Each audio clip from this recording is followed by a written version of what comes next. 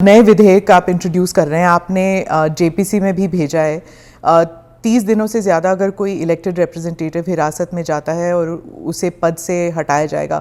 आपने कहा कि क्लॉज ज़रूर गंभीर होने चाहिए, लेकिन इनोसेंट अंटिल प्रूवन गिल्टी, क्या इस सिद्धांत को ये उलट नहीं जाता इससे? देखिए, सीधे सवाल से मुझे नहीं लगता कि आप बिल की स्पिरिट के साथ न्याय कर पाएगी। मैं आपके माध्यम से पूरे देश की जनता को बताना चाहता हूं कि 130वां संशोधन क्या है। 130वें संशोधन में ये संविधान संशोधन है।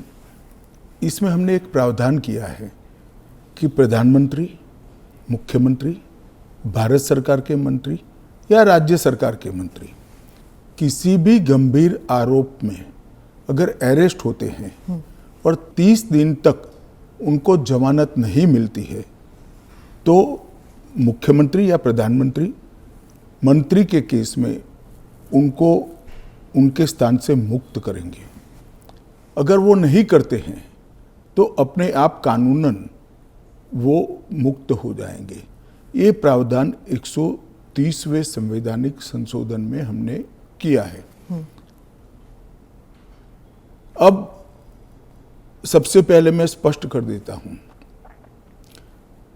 संसद के अंदर चुनी हुई सरकार कोई भी विधेयक लाए या संवैधानिक संशोधन लाए, इसको सदन के सामने रखने में क्या विरोध हो सकता है। जबकि मैंने स्पष्ट कर दिया था कि इसको हम दोनों सदनों की संयुक्त समिति को सौंपेंगे।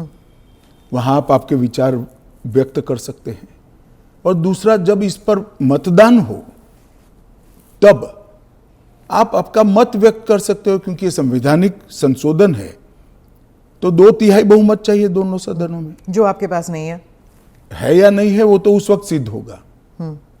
परंतु उस वक्त आप अपना विचार भी रख सकते हो और वोट भी कर सकते हो। किसी भी सरकार के विधेयक को या संविधान संशोधन को सदन में पेश न होने देना और इस तरह का व्यवहार करना, ये क्या लोकतंत्र में उचित है क्या? देश की पार्लियामेंट के दोनों सदन बहस के लिए है या शोरगुल और हल्ले के लिए है? मुद्दे का विरोध हमने भी देखा है, हमने भी करा है, परंतु बिल को पेश न होने देने की एक प्रकार की मानसिकता मैं नहीं मानता हूं कि ये लोकतांत्रिक है और विपक्ष को देश की जनता के सामने इसका जवाब देना पड़ेगा। उनका जो मैनर ऑफ प्रोटेस्ट है उसके बारे में मैं बाद में पूछूंगी, लेकिन ये जो गंभीर आरोपों का जो दायरा है, क्या आप स्पष्ट कर सकते हैं कि गंभीर आरोप क्या है? स्पष्ट कर सकती है क्या?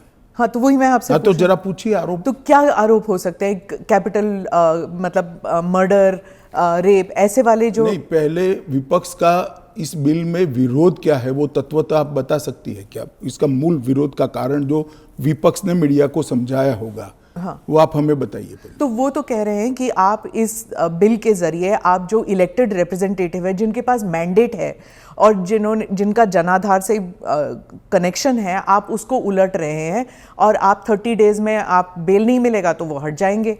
और ये तो it is like political suicide या पॉलिटिकल मर्डर। देखिए, इस देश में आज एनडीए के मुख्यमंत्रियों की संख्या ज्यादा है। प्रधानमंत्री भी एनडीए के हैं, श्री नरेंद्र मोदी प्रधानमंत्री।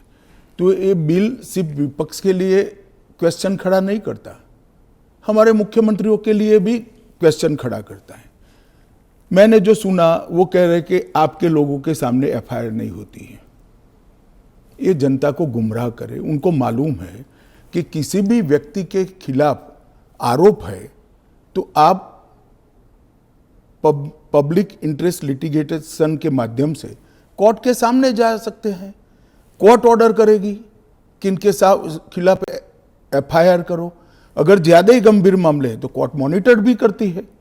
इसमें पक्ष विपक्ष कहां आता है? ये एक सेकंड, मेरी बात पूरी नहीं हुई है। इसमें पक्ष विपक्ष नहीं आता है। और दूसरी बात, इसमें 30 दिन तक जमा प्रावधान किया गया है। अगर फर्जी टाइप का केस है तो देश की हाई कोर्ट और सुप्रीम कोर्ट आंख मूंद कर नहीं बैठे हैं। किसी भी केस में हाई कोर्ट और सुप्रीम कोर्ट को जमानत देने का अधिकार है। अगर जमानत नहीं मिलती है तो आपको पद छोड़ना पड़ेगा।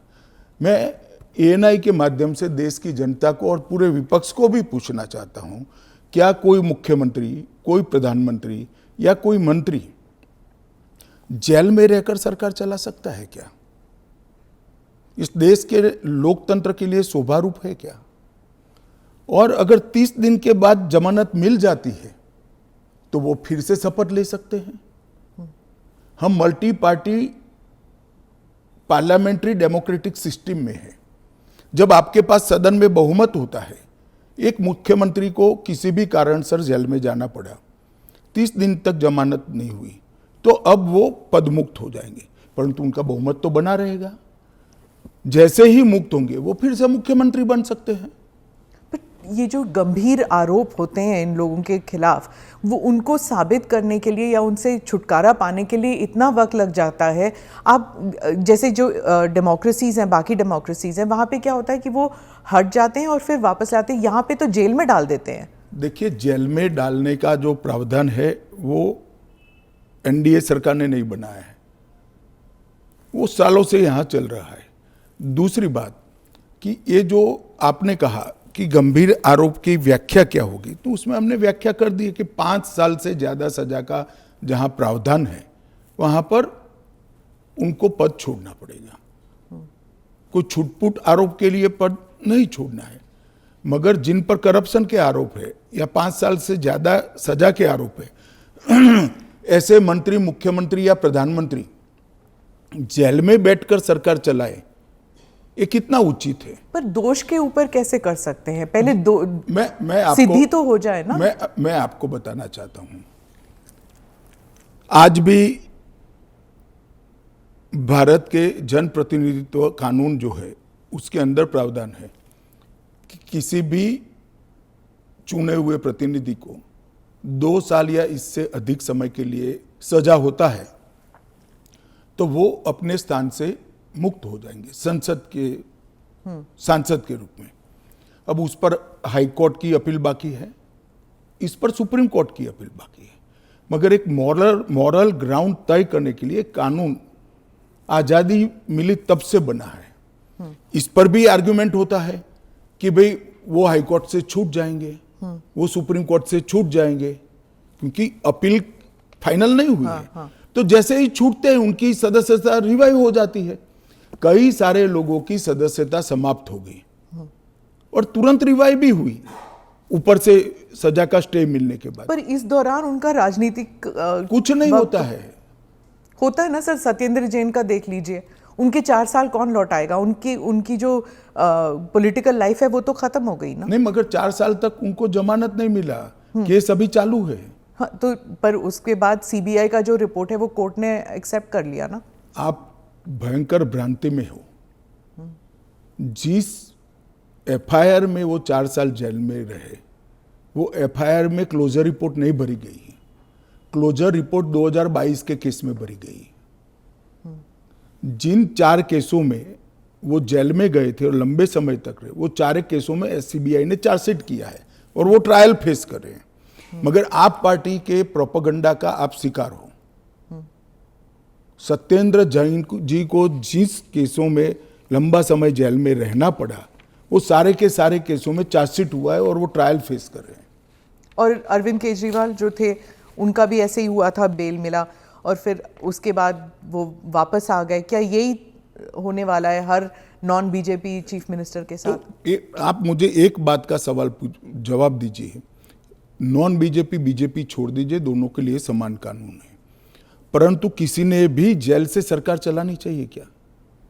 आजादी से अब तक कई सारे नेता जेल में गए, कई सारे मुख्यमंत्री भी गए, मंत्री भी गए, और सब ने इस्तीफा देकर जेल में गए। अभी अभी एक ट्रेंड शुरू हुआ कि जेल में जाने के बाद भी इस्तीफा नहीं देना। ढेर सारे ऐसे लोग हैं जिन्होंने इस्तीफा दिया। तमिलनाडु के कुछ मंत्रियों ने नहीं दिया, दिल्ली के मंत्री और मुख्यमंत्री ने नहीं दिया, और सरकार के सचिव डीजीपी, मुख्य सचिव इनके पास आदेश लेने के लिए जेल में जाएंगे, ये क्या हमारे लोकतंत्र को दुनिया में सम्मान दिलाएगा क्या? ये मुद्दे पर चिंता चर्चा होनी चाहिए, नहीं होनी चाहिए? और मैं आज जो कांग्रेस पार्टी इसका मुखर कर विरोध कर रही है, वो कांग्रेस पार्टी के एक स्टैंड को ही मैं कह रहा हूं। जब यूपीए की सरकार थी, श्री मनमोहन सिंह जी इनके प्रधानमंत्री थे और लालू प्रसाद यादव जी इनके मिनिस्टर थे। लालू प्रसाद जी को सजा हो गई, मनमोहन सरकार एक ऑर्डिनेंस लेकर आई कि 2 साल की सजा हो तो भी अपील का स्टेज बाकी है तो उनकी सदस्यता नहीं जाती है। यही मॉरल ग्राउंड था जो आप कोट कर रही हो। तो एक ऑर्डिनेंस लेकर आए कि हम इसको बदल दे रहे हैं। ऑर्डिनेंस से बदलने का कैबिनेट ने प्रस्ताव भी किया। यही श्री राहुल गांधी इसको कंप्लीट नॉनसेंस कहकर सार्वजनिक रूप से प्रेस कॉन्फ्रेंस में फाड़े थे ऑर्डिनेंस को। और देश की कैबिनेट ने और देश के प्रधानमंत्री ने जो फैसला लिया था, उनकी पार्टी के ही प्रधानमंत्री ने जो फैसला लिया था, उसका मॉरल ग्राउंड पर उन्होंने मखौल उड़ाया था। और मनमोहन सिंह एक सॉरी फिगर बनकर रह गए थे पूरी विश्व के सामने। आज वही राहुल गांधी बिहार में सरकार बनाने के लिए सजा हो गई, वो लालू प्रसाद जी को गले मिल रहे हैं।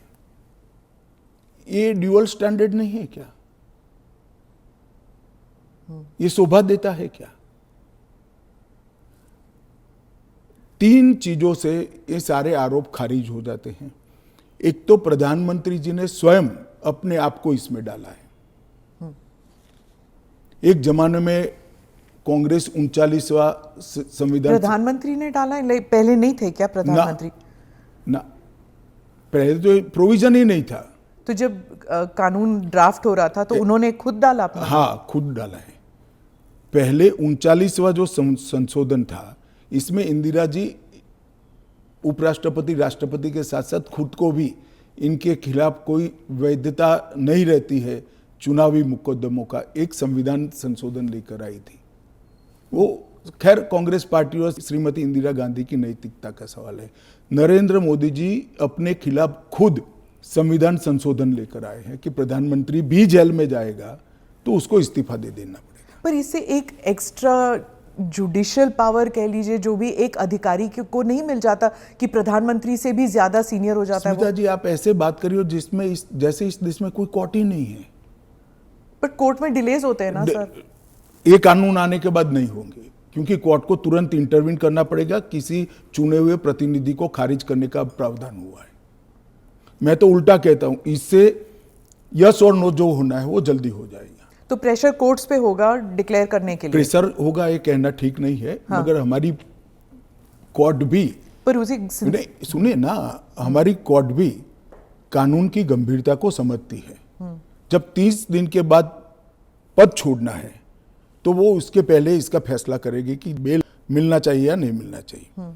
हाईकोर्ट में जब केस गया कि श्री केजरीवाल जेल में है, तब उनको वहां से इस्तीफा देने चाहिए। एक पब्लिक इंटरेस्ट लिटिगेशन फाइल हुआ। हाईकोर्ट ने कहा कि हम सैद्धांतिक रूप से मानते हैं कि इनको छोड़ देना चाहिए मॉरल ग्राउंड पर, परंतु अभी के कानून में कोई प्रावधान नहीं है। चलिए, अब कानून में प्रावधान हो गया। मेरा बहुत स्पष्ट मानना है, मेरी पार्टी का मानना है, देश के प्रधानमंत्री का मानना है कि इस देश में कोई भी मुख्यमंत्री हो, मंत्री हो या प्रधानमंत्री हो, जेल में रहकर सरकार नहीं चला सकते।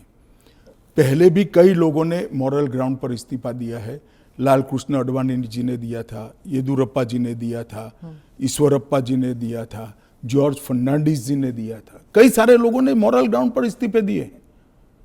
कोई जेल में जाकर सरकार नहीं चलाई। इवन हेमंत सोरेन ने दिया था रिसेंट पास्ट में।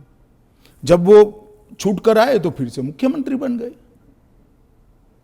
अब इसका हमने कानूनी प्रोविजन किया है, क्योंकि जब पहले कानून बने होंगे, संविधान बना होगा, तब संविधान निर्माताओं ने ऐसी निर्लज्जता का कल्पना नहीं करा होगा कि कोई भी मुख्यमंत्री जेल में जाएगा और अंदर से मुख्यमंत्री बना रहेगा।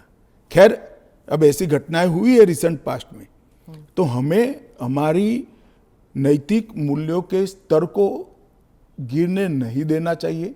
एक कानून नैतिक स्तर के मूल्यों को एक आधार देगा और इससे हमारा लोकतंत्र निश्चित रूप से मजबूत होगा। गृह मंत्री जी, विपक्ष कह रहा है कि सरकार जो है वो इस तरह के जो सिचुएशन बनाएगी या फिर कोर्ट पर दबाव डालेगी कि 30 दिन में जमानत नहीं मिलेगा। अगर 30 दिन में जमानत नहीं मिल जाता तो फिर the entire thing falls through.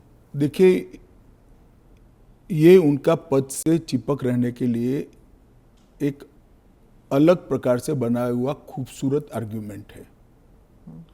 मैं मानता हूं हमारी कोर्ट्स संवेदनशील है और जब किसी का पद जाता है तो निश्चित रूप से कोर्ट समय मर्यादा में उनकी जमानत के फैसले करेंगे, जो भी होगा उसका। मैं विपक्ष के लिए नहीं लिखा, पक्ष विपक्ष जो भी होगा इसकी जमानत के फैसले तुरंत ही करने की पद्धति भी डेवलप होगी, ऐसा मेरा स्पष्ट मानना है। वो तो कहते हैं कि पॉलिटिक्स ऑफ वेंडेटा होगा, क्योंकि जो इन्वेस्टिगेटिंग ऑफिसर है, जो पुलिसिंग है, वो सब सेंट्रल के कमांड में आ जाता है। पूरी चीज में से आपकी सरकार नहीं, है तो फिर पूरी चीज में से कोर्ट को बाहर ही रख रही हो। तो कोर्ट जाने से पहले इन्वेस्टिगेशन भी तो होगा ना। इन्वेस्टिगेशन तो पुलिस के हाथ में। मैं समझ गया, इन्वेस्टिगेशन हो गया, गलत हुआ, मान लीजिए आरोप भी मान लीजिए, अरेस्ट भी गलत हुई, तो 30 दिन में कोर्ट कहेगा अरेस्ट गलत है। और वेंडेटा की बात कांग्रेस पार्टी कर रही है, इनको शोभा नहीं देता जी। पर ये फिर वही पॉलिटिक्स की बात हो गई ना, क्योंकि आप कह रहे हैं कि इतने सारे राज्य हैं जहां पर बीजेपी के चीफ मिनिस्टर्स हैं, लेकिन वो तो टारगेट में नहीं होंगे। वो तो कह रहे हैं कि जहां पर बीजेपी की सरकार नहीं है वहां के चीफ मिनिस्टर्स को आप टारगेट बनाएंगे, खासकर ये जो इंडिया अलायंस के जो चीफ मिनिस्टर्स हैं। देखिए, मैं अभी भी कहता हूं कि भारतीय जनता पार्टी और एनडीए शासित जो राज्य हैं वहाँ कोई भी करप्शन या हमारे मंत्री या मुख्यमंत्री के खिलाफ केस है, उनका आरोप मान लीजिए, मानने के लिए ये फर्जी आरोप है, मगर एक सेकंड के लिए मान लीजिए कि कानून का काम नहीं करेगा, तो कोई भी व्यक्ति कोर्ट के सामने जा सकता है और कह सकता है कि इनके सामने एफआईआर दर्ज करने का आदेश दीजिए। और जब उनकी सरकार थी और वो ऐसा करते थे, तब बहुत सारी जांच कोर्ट के आदेशों से शुरू हुई है। यूपीए 2 में कम से कम 12 केस में गिना सकता हूं जहां कोर्ट के ऑर्डर से सीबीआई की जांच हुई है और सारे लोग फंसे हैं। पर वो उस टाइम तो उनकी सरकार थी, अभी आपकी सरकार है। वो कह रहे हैं कि चाहे डीएमके हो या आम आदमी पार्टी हो, आप सबके नेताओं को आप जेल में डाल देंगे। ऐसे नहीं हो सकता है, ये संभव ही नहीं है, क्योंकि कोर्ट तुरंत इंटरवीन करेगी अगर इसके अंदर एफआईआर के अंदर या अरेस्ट के अंदर तत्व नहीं है तो अरविंद केजरीवाल का उदाहरण भी देते हैं कि इस प्रावधान के अनुसार अगर उन्हें जमानत 30 दिन के भीतर ना मिलती तो वो भी वहीं पे पड़े रहते, जेल में पड़े रहते, और उनको फिर वो चीफ मिनिस्टर पद से भी हटा दिया। जमानत उनको एक कानून आया ही नहीं था, फिर भी मिल गई थी। हाँ, मगर इतना जरूर होता, अगर ये कानून होता तो उनको इस्तीफा दे देना पड़ता। वो जो मैं मानता हूं कि देना चाहिए। बाहर निकलकर जब पब्लिक विरोध करने लगी तो उन्होंने दे भी दिया, मॉरल ग्राउंड पर ही दिया। अब कानूनन देना पड़ेगा, इतनी ही बात है। तो चुनाव फेस करने के पहले उन्होंने मॉरल ग्राउंड पर इस्तीफा देकर आतिशी जी को दिल्ली की मुख्यमंत्री, क्योंकि जैसे ही घूमने लगे पब्लिक ने सवाल करे। आपने कहा कि आप जीपीसी में भेजने वाले हैं, लेकिन ऑपोजिशन जो कह रहे हैं, जैसे टीएमसी जो फोर फ्रंट पे है ऑपोजिशन में, इसमें इस मामले में वो कह रहे हैं कि वो जेपीसी का हिस्सा बनेंगे ही नहीं, वो बॉयकॉट कर देंगे। फिर क्या होगा? नहीं, क्या होगा तो हम क्या कर सकते हैं? तो फिर वो कानून ले आएंगे फिर? तो उनको कौन ना बोल रहा है कि आप मत बनो? क्योंकि हम कह ही रहे हैं कि आप बनिए। आप अगर पार्लियामेंट चलाने के जो नियम बने हैं वो नियम को भी स्वीकार नहीं करोगे और आप कहोगे कि हमारी इच्छा है वही फाइनल हो, भले हम विपक्ष में हैं, ऐसे नहीं हो सकता।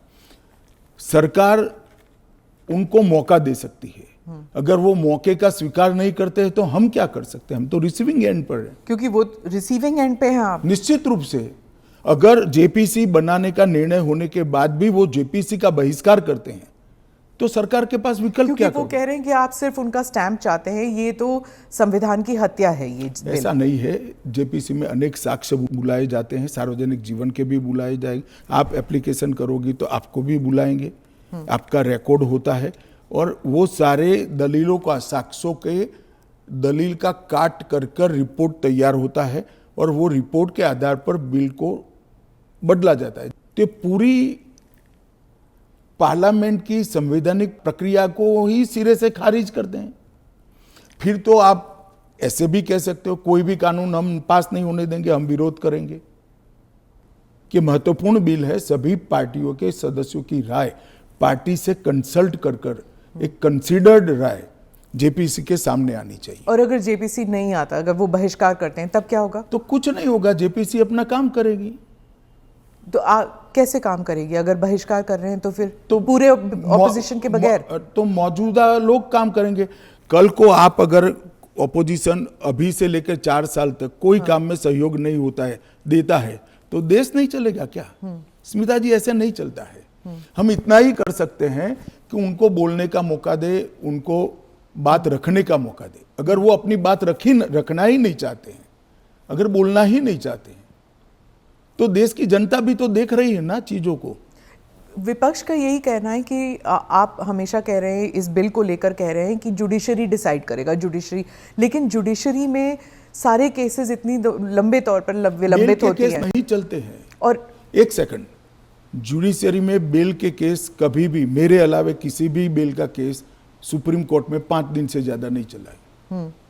पर ये इरिवर्सिबल हो गया ना, ये जो केसेस हो जाते हैं, अगर उनको पद छोड़ना पड़े तो ये इरिवर्सिबल हो गया ना। जमानत मिलने के बाद वो फिर से ले सकते हैं। हमारा इतना ही है कि जमानत नहीं होती तब तक आप जेल से सरकार नहीं चला सकते। तो चलो, जमानत मिलने में 30 की जगह 40 दिन हुआ, तो 40 दिन के बाद आप शपथ ले सकते हो। इसमें कोई जुडिशियल प्रोविजंस हैं क्या इस बिल में कि थोड़ा बहुत एटलीस्ट सुरक्षित महसूस करे एक यही सबसे बड़ा सुरक्षित महसूस करने का कारण है कि 30 दिन के बाद अगर आप इस्तीफा देते हो, उसके बाद में आपको जमानत मिलती है, जब चार्जशीट हो जाए वगैरह वगैरह, और जमानत अगर मिलती है तो आप शपथ ले सकते हो। इससे असुरक्षित होने का कोई भाव रखने का कारण के नजरिए में आप ऑलरेडी गिल्टी साबित हो गए ना, अगर आपको इस्तीफा देना है, फिर से इलेक्शन लड़ना है। ऐसा है, इसके पहले कितने स्टेज आते हैं पहले आप जान लीजिए। सबसे पहले एफआईआर होती है, और सीबीआई है तो पीई होती है, प्रिलिमिनरी इंक्वायरी होती है, एफआईआर होती है। एफआईआर पर आप स्टे ले सकते हो। हाँ। उसके बाद में आपकी पूछताछ होती है, इस पर भी स्टे ले सकते हो। इसके बाद में आपका समन निकलता है, उसके बारे में भी आप स्टे ले सकते हो, और अरेस्ट पर भी स्टे लेते हो, और अरेस्ट होती है तो फिर जमानत के लिए अप्लाई भी कर सकते हो। ये 5 स्टेज आते हैं, रातों रात कुछ नहीं होता। मगर करप्शन में अगर आकंठ आप डूबे हुए हैं तो फिर तो अरेस्ट भी होगी, जेल में भी जाना पड़ेगा, इस्तीफा भी देना पड़ेगा। फिर भी अगर बाद में जमानत होती है तो आप फिर से शपथ ले लो भाई। मगर एक बात आप मुझे ये बताइए, क्या एज अ सीनियर जर्नलिस्ट आप इस चीज को ठीक मानती है? क्योंकि अभी तो नरेंद्र मोदी जी है तो ऐसा सवाल ही नहीं है, परंतु कभी भी देश का प्रधानमंत्री जेल में जाए तो जेल से देश का प्रधानमंत्री सरकार चलाए, वो ठीक मानती है क्या आप? देश का मुख्यमंत्री जेल में रहकर सरकार चलाए, वो ठीक मानते हैं क्या आप? क्या इस देश में ऐसी मान्यता है कि जो व्यक्ति पद पर बैठा है इसके अलावा देश चलेगा ही नहीं? भाई, आपके दल का बहुमत है, आपके दल का कोई अलग व्यक्ति आकर शासन चलाएगा। जब आपका बेल हो जाए आप जरूर चले जाइए वहां पर। मगर हमने कोई एक लेवल रखना है। फिर तो 2 साल के बाद सदस्यता भी क्यों जानी है? क्योंकि ऊपर अपील का अधिकार है, वो निर्दोष छूट सकते हैं। क्यों जानी चाहिए 2 साल? और वो कांग्रेस के समय में प्रावधान हुआ है कि अगर 2 साल से ज्यादा सेशन कोर्ट्स में जेल होती है, 2 साल से ज़्यादा समय के लिए कैद का ऑर्डर होता है तो आपकी सदस्यता अपने आप समाप्त हो जाती है। गृहमंत्री जी, मॉनसून सेशन में हमने देखा कि विपक्ष ने आप पर भी आरोप किया कि आप भी जेल गए थे, आप पे भी आरोप हुआ था। तो जब उन्होंने ऐसा कहा, आपने कहा कि मुझे नैतिकता के बारे में कांग्रेस से नहीं सीखना, उस बारे में आप बताएंगे हमें कुछ? जरूर बताऊंगा। मैंने इसलिए कहा था कि मेरे पे आरोप लगा और जैसे ही मुझे समन आया, अरेस्ट छोड़ दीजिए, सीबीआई ने मुझे समन किया, मैंने दूसरे ही दिन इस्तीफा दे दिया था। अरेस्ट तो मेरी बाद में हुई। जैसे ही सीबीआई ने मुझे समन किया था, मैंने दूसरे ही दिन इस्तीफा दिया था और केस चला और केस में जजमेंट भी आया कि ये पॉलिटिकल वेंडेटे का केस था और मैं पूर्णतया निर्दोष हूं। पर वो तो बाद में आया था ना, 2016। एक सेकंड सुनिए ना। हाँ। एक सेकंड, वो जजमेंट बाद में आया। बेल मेरी पहले हो गई थी, बेल मेरी पहले हो गई थी और वो जजमेंट ऐसा आया कि कंप्लीटली पॉलिटिकल वेंडेटा के केस है, कहीं पर दूर दूर तक मेरा इस केस में इन्वॉल्वमेंट नहीं है और मुझे शंका के आधार पर बरी नहीं किया गया था। मेरे सामने के केस को खारिज किया गया था और मुझे बेल मिल गया था 96वें दिन पर। फिर भी मैंने फिर से शपथ लेकर गृह मंत्री नहीं बना था। इतना ही नहीं, जब तक मैं कंप्लीटली मेरे सामने के सारे आरोप क्वाश नहीं हुए तब तक मैंने किसी भी संवैधानिक पद पर शपथ नहीं ली थी। तो मुझे क्या विपक्ष नैतिकता के पाठ पढ़ाता है? इन लोगों ने इंदिरा जी के समय में प्रयास किया कि प्रधानमंत्री को शील्ड किया जाए और आज भी ये प्रयास कर रहे हैं कि अगर कभी जेल में जाना पड़े तो हम आराम से जेल से सरकार बनाएंगे, जेल को सीएम हाउस पीएम हाउस बनाएंगे और वहां जाकर डीजीपी जेल से ऑर्डर लेंगे, चीफ सेक्रेटरी जेल से ऑर्डर लेंगे, भारत सरकार के कैबिनेट सेक्रेटरी जेल से ऑर्डर लेंगे, भारत सरकार के गृह सचिव जेल से ऑर्डर लेंगे। इस तरह से देश चलेगा।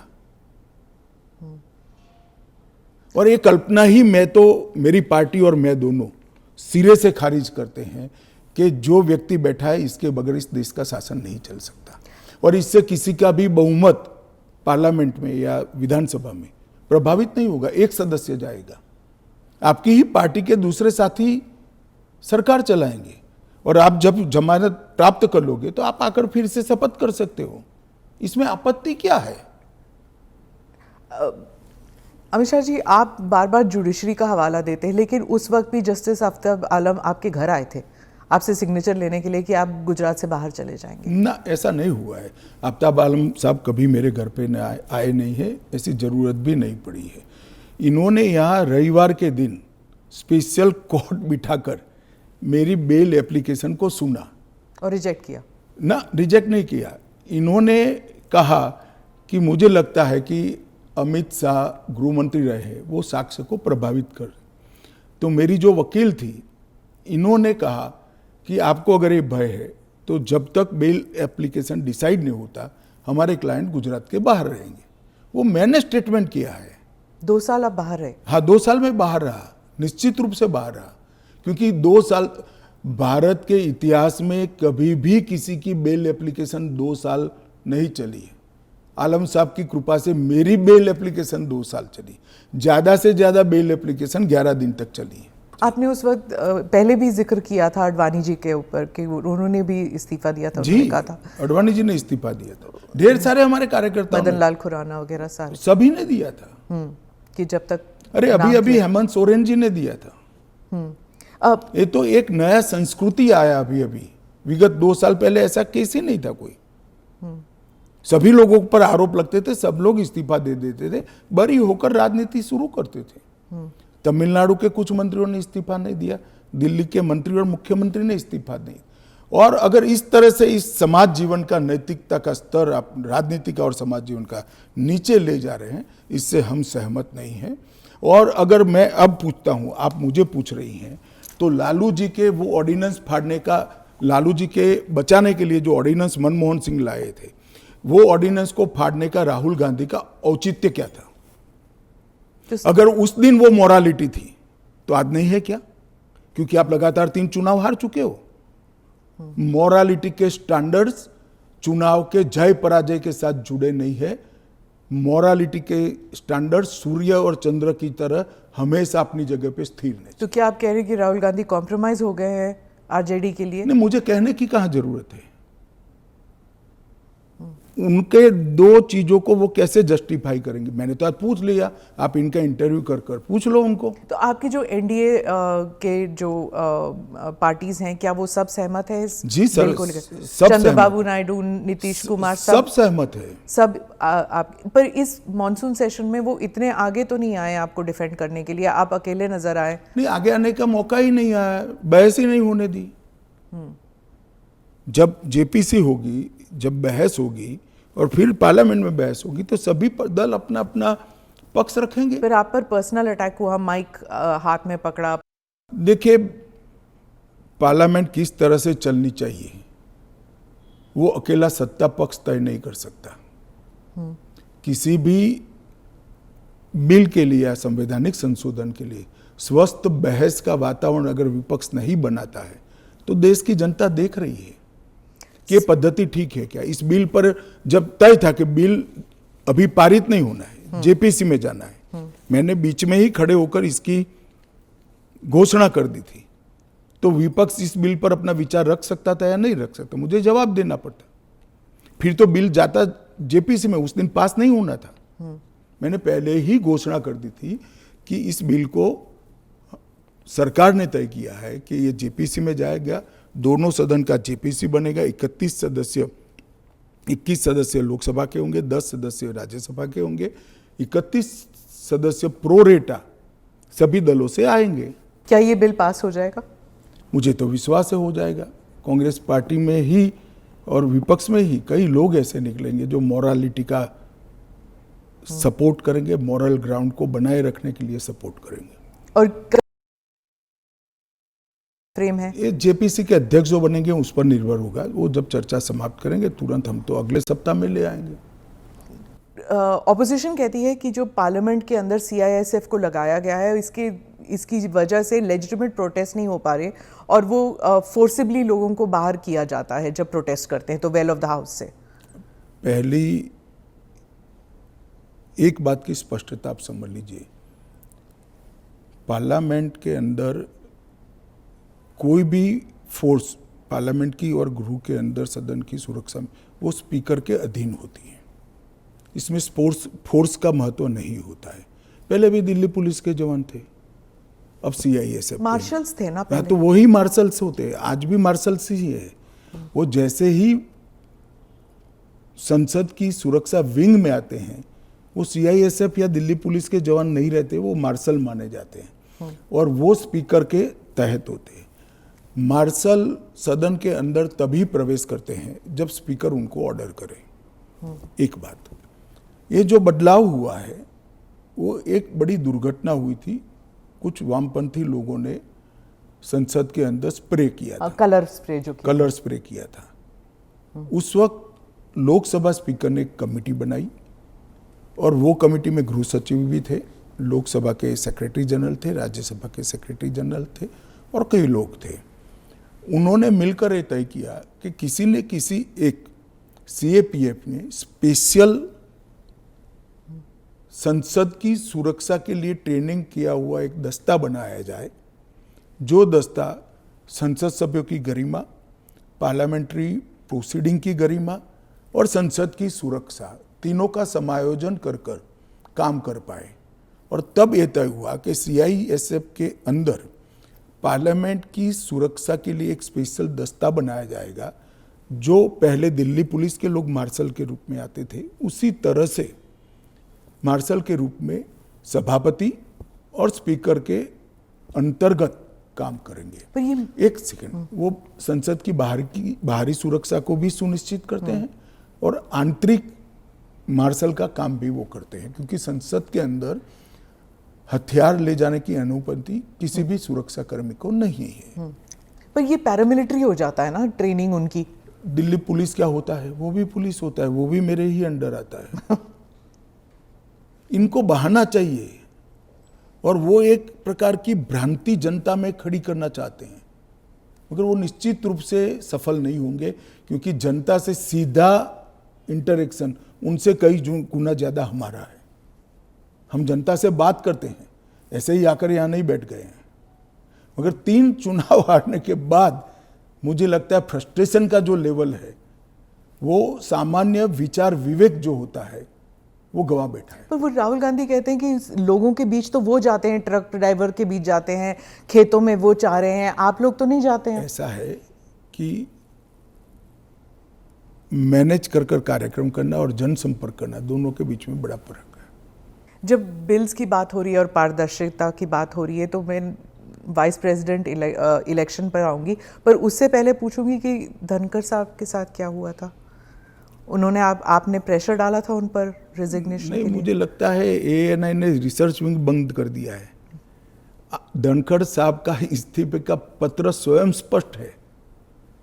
इन्होंने अपने आरोग्य का हवाला देते हुए इस्तीफा दिया है, स्वास्थ्य का हवाला देते हुए, और उन्होंने सरकार के मंत्री, प्रधानमंत्री और सभी सदस्यों का हृदय से उनके अच्छे कार्यकाल के लिए धन्यवाद किया है। पर विपक्ष और सभी पूछ रहे, मीडिया भी पूछ रही है कि वो है कहाँ, हाउस अरेस्ट पे है कि ऐसा क्या है कि सच और झूठ की व्याख्या आपने शायद विपक्ष क्या कहता है इसको बना ली। पर काफ़ी सारे बैकग्राउंड इन्फॉर्मेशन तो बाहर निकल रहा था ना कि वो कुछ ट्राई कर रहे थे। ये भी बात निकल रही है कि शायद कू कर रहे थे। कौन? धनखड़ जी? नहीं, ऐसी कोई बात नहीं है जी। इसमें बात का बतंकर नहीं बनाना चाहिए। धनखड़ जी संवैधानिक पद पर बैठे, अपने कार्यकाल में उन्होंने संविधान के हिसाब से अच्छा काम किया जी।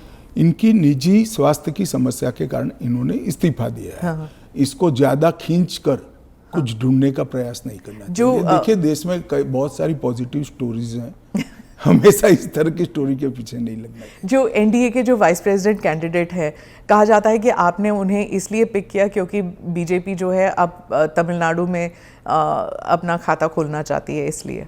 नहीं, ऐसा नहीं है। हम पहले भी तमिलनाडु में साथियों के साथ चुनाव लड़े हैं, हमारी यहाँ बहुत सारी सीटें भी आई है, ऐसा नहीं है। कहीं से भी पिक करोगे तो ऐसे कारण बनाकर पूछा जाएगा। उपराष्ट्रपति का प्रत्याशी दक्षिण से आना इसलिए स्वाभाविक है क्योंकि पूर्व से राष्ट्रपति थी, पश्चिम और उत्तर से प्रधानमंत्री जी थे, तो दक्षिण से आना बड़ा स्वाभाविक है। अब आए हैं, इसको इस दृष्टि से नहीं देखना चाहिए।